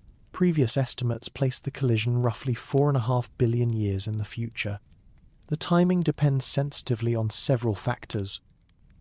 The total masses of both galaxies, which determine gravitational acceleration, the tangential velocity component, which affects whether the galaxies will collide directly or initially pass by each other, and the dark matter distribution, which extends gravitational influence beyond visible boundaries.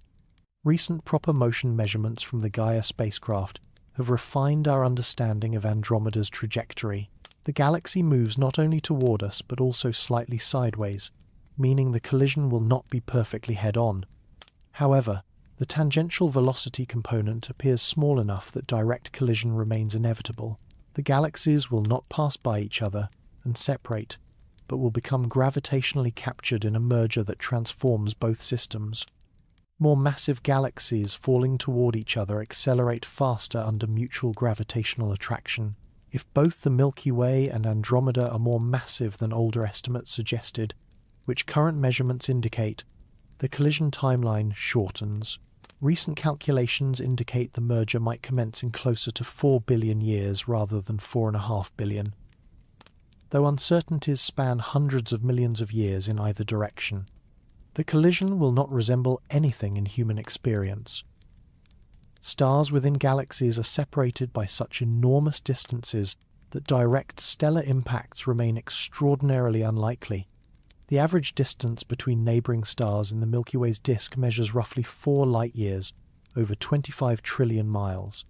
Even when two galaxies containing hundreds of billions of stars each interpenetrate completely, the probability of any two stars actually colliding remains negligible. To appreciate this, imagine two swarms of gnats passing through each other in opposite directions. Each swarm contains billions of individuals, but the gnats are so small compared to the space between them that essentially none will collide. Stars passing through merging galaxies experience a similar geometry, with stellar separations vastly exceeding stellar sizes.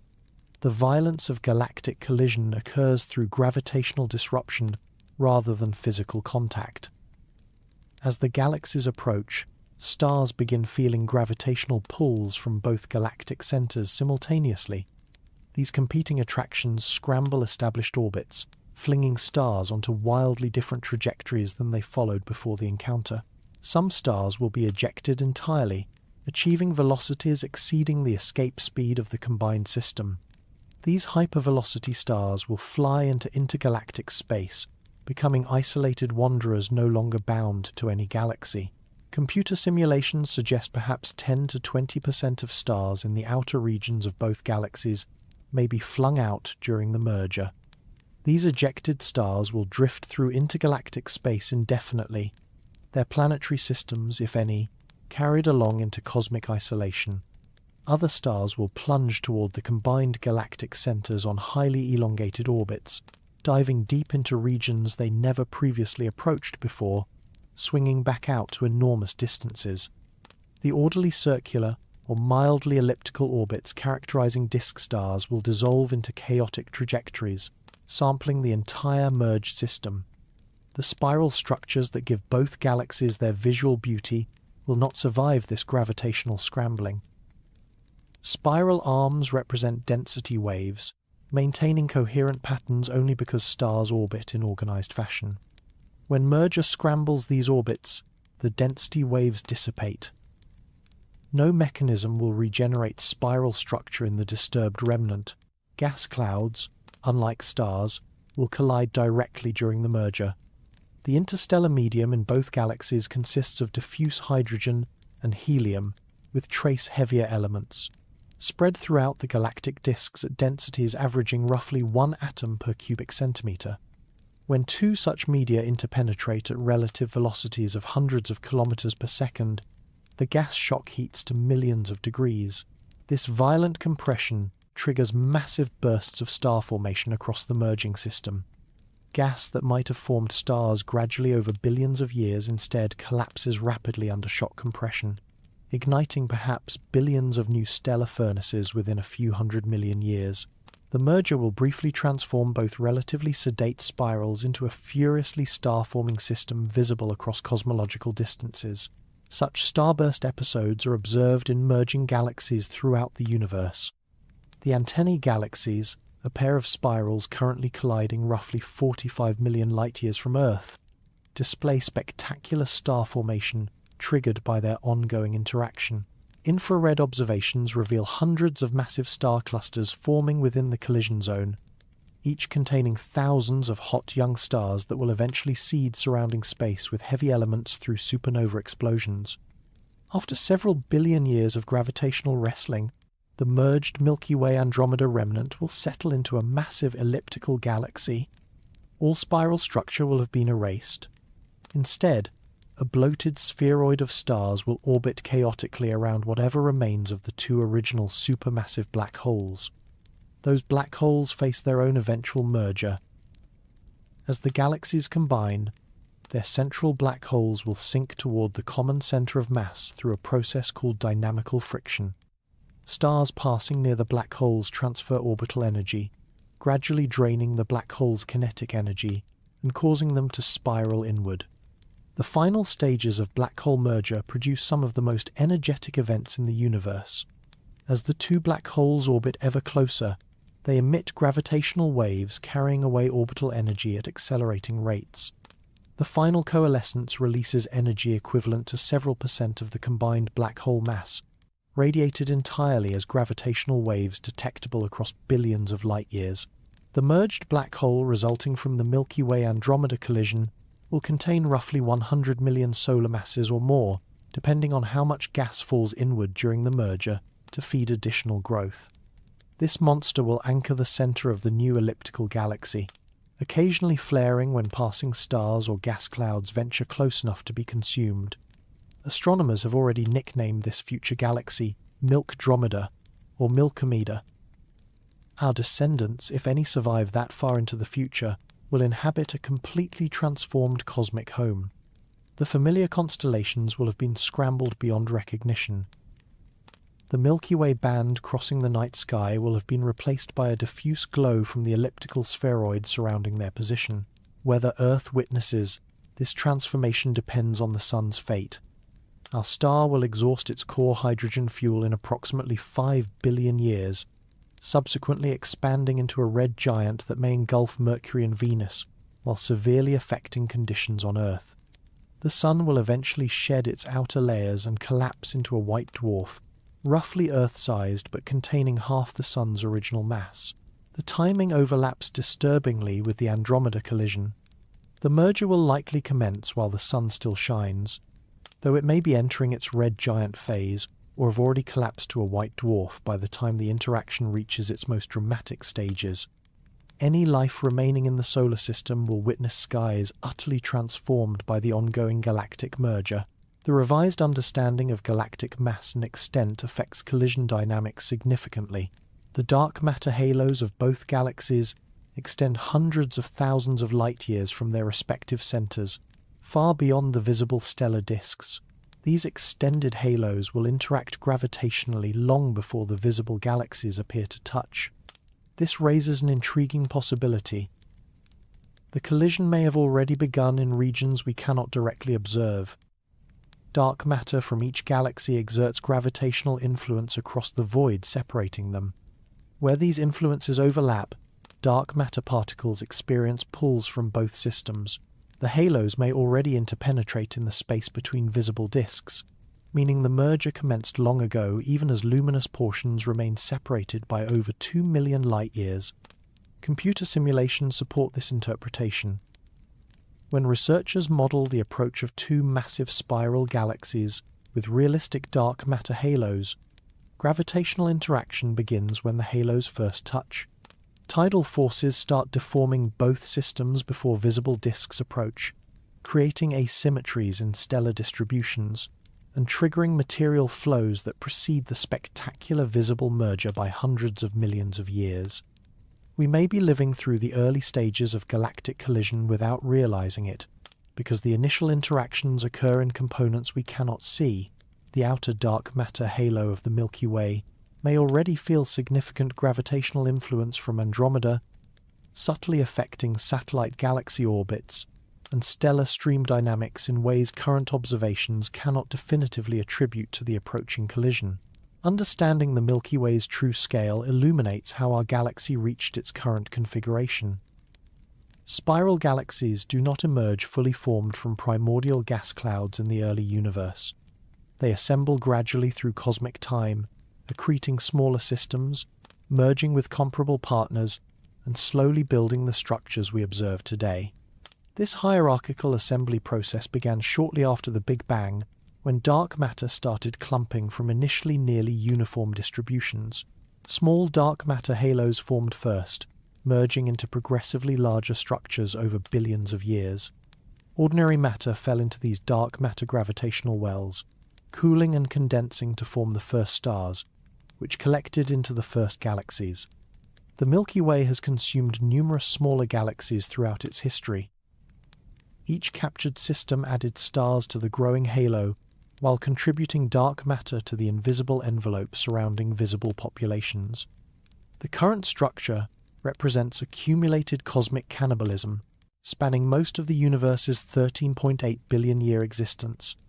Evidence of these ancient meals persists in stellar populations throughout the galactic halo.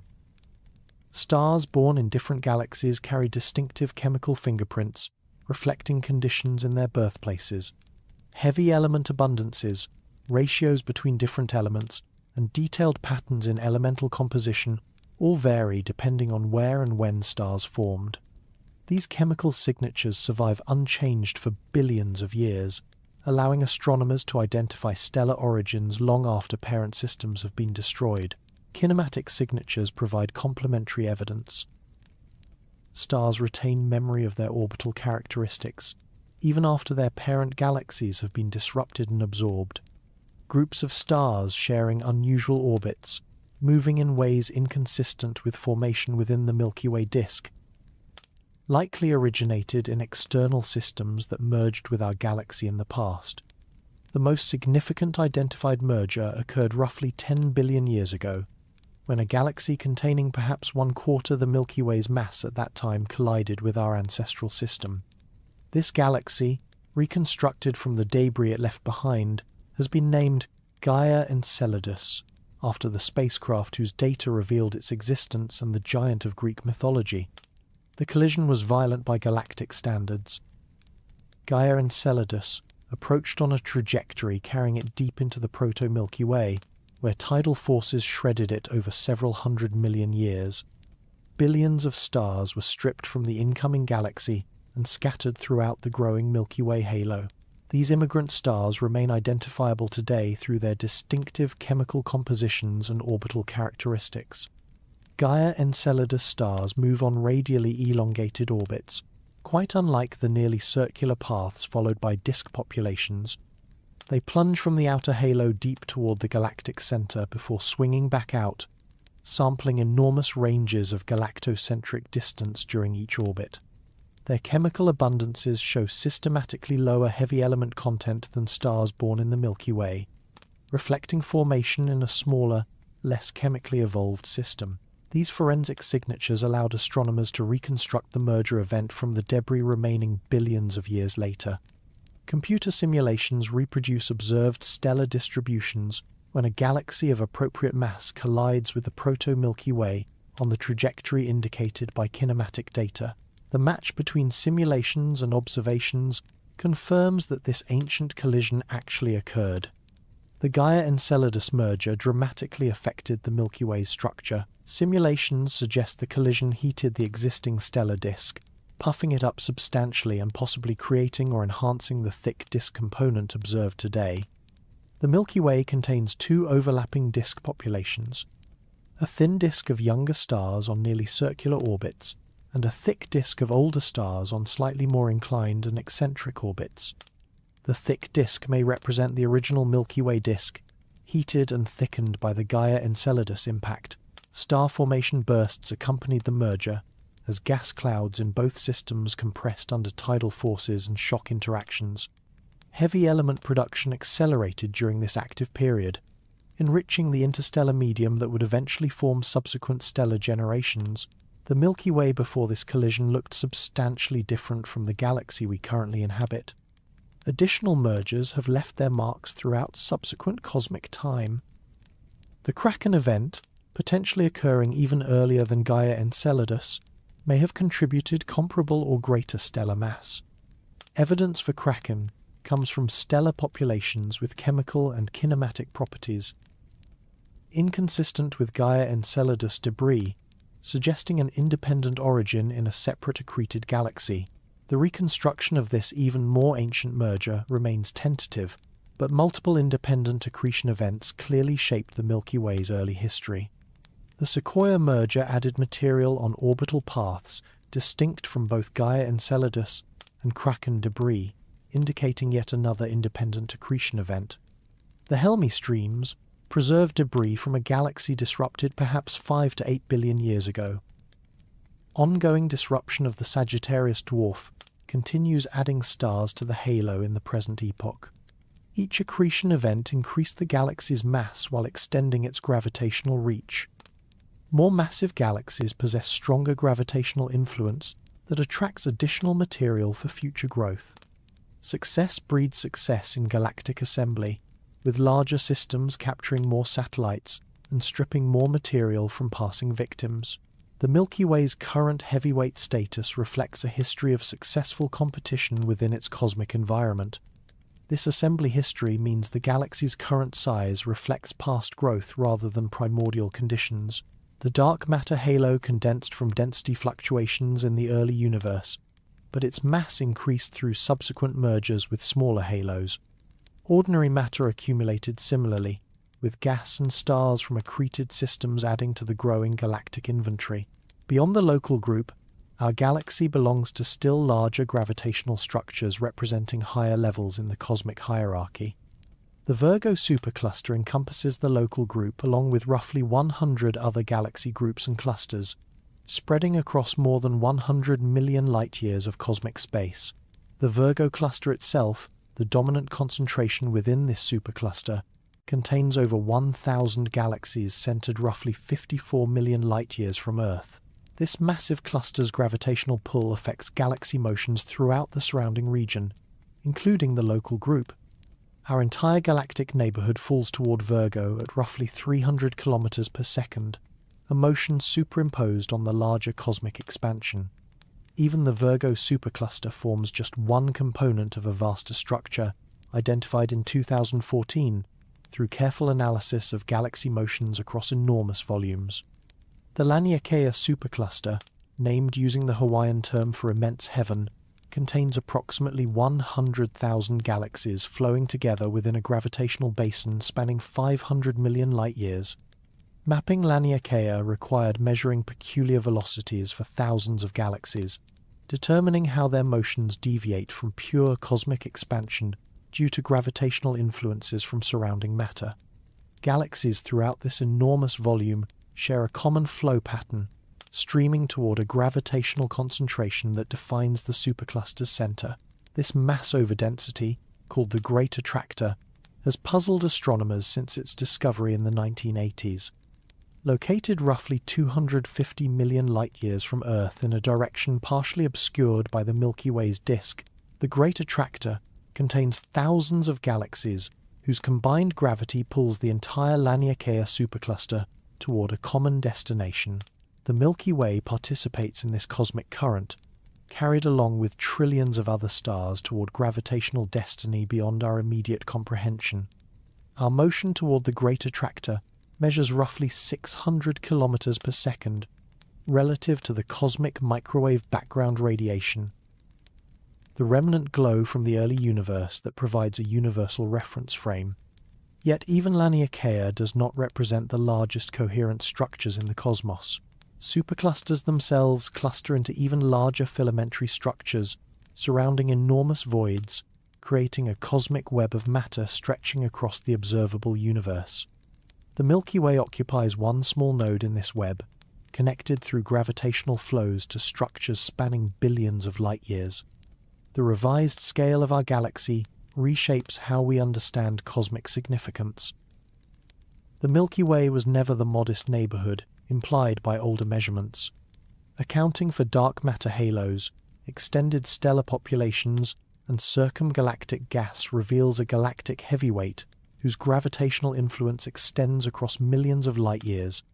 This scale has profound implications for questions about life elsewhere in the cosmos. A larger galaxy, containing more stars, provides more opportunities for planets to form and for life to emerge. Current estimates suggest the Milky Way harbors between 100 billion and 400 billion stars. The Kepler Space Telescope and subsequent exoplanet surveys demonstrate that planetary systems are the norm rather than the exception, with most stars hosting at least one planet. Conservative estimates suggest billions of potentially habitable planets exist within our galaxy, worlds with conditions potentially suitable for liquid water and the complex chemistry underlying life as we understand it. The actual number could be substantially higher depending on how broadly habitability is defined and how common Earth-like conditions prove across the galactic stellar population. The increased distance scales affect challenges facing any interstellar communication. Signals traveling at light speed require tens of thousands of years to cross even the visible stellar disk. Communication across the full galactic extent, including the extended halo, would require hundreds of thousands of years per message. Any civilizations existing on opposite sides of the galaxy could never exchange meaningful dialogue within biological timescales. Yet the galaxy's gravitational coherence concentrates any potential civilizations within a bounded region that maintains structural integrity across billions of years. The Milky Way has existed in recognizable form for over 10 billion years and will persist for billions more before the Andromeda collision transforms it. Within this vast time span, civilizations may rise and fall. Stellar systems may evolve through their life cycles, but the galaxy endures as a gravitational entity encompassing whatever complexity the cosmos produces. Every atom in your body more complex than hydrogen was manufactured inside stars that exploded before our solar system formed. The carbon in your cells, the oxygen you breathe, the calcium in your bones, the iron in your blood, all were forged in stellar furnaces scattered across the galaxy and distributed through supernova explosions that seeded surrounding space with heavy elements. You are literally composed of galactic material, organized temporarily into patterns capable of contemplating their own origins. The Milky Way, visible on dark nights, represents just the luminous fraction of a far vaster structure. Beyond that pale band stretch invisible realms dominated by dark matter and hot plasma, reaching toward the gravitational spheres of neighboring galaxies, flowing through cosmic currents toward attractors we can barely detect. We spent centuries measuring only what we could see, assuming visible components represented the complete picture. Modern astronomy exposes this assumption as hopelessly inadequate. The galaxy we thought we knew was merely the bright center of an enormous dark sphere, the illuminated tip of a gravitational mountain extending far beyond the luminous boundary. The traditional measurement was not wrong about the visible stellar disk. The spiral arms, the central bulge, the thin layer of gas and young stars spanning roughly 100,000 light-years across, all remain accurately described by those historic observations. But the measurement was catastrophically incomplete about everything beyond that luminous core. When you count the dark matter halo extending hundreds of thousands of light years in every direction, the sparse stellar halo containing ancient stars and debris from consumed galaxies, the hot circumgalactic medium, pervading the enormous volume between disk and virial radius, and the gravitationally bound satellite galaxies orbiting within the Milky Way's sphere of influence, the true scale approaches 2 million light-years. The galaxy is not a disk of stars floating in cosmic emptiness. It is a sphere of gravity, mass, and accumulated history, assembling through cosmic time, extending toward the boundaries of neighboring systems, embedded within structures spanning hundreds of millions of light-years. When you gaze at that pale river of light crossing the night sky, remember what remains invisible. You observe only the fraction that shines, while invisible realms spread undetected in every direction. Dark matter halos interpenetrating with neighboring galaxies, hot gas cycling between disk and halo, ancient stellar streams wrapping the entire system in ribbons of disrupted companions. And you exist within this immensity, composed of its substance, bound by its gravity, a temporary arrangement of galactic matter that somehow achieved the remarkable ability to measure its own cosmic home and contemplate scales that humble every intuition about size, distance, and significance in the universe. We are only beginning to understand.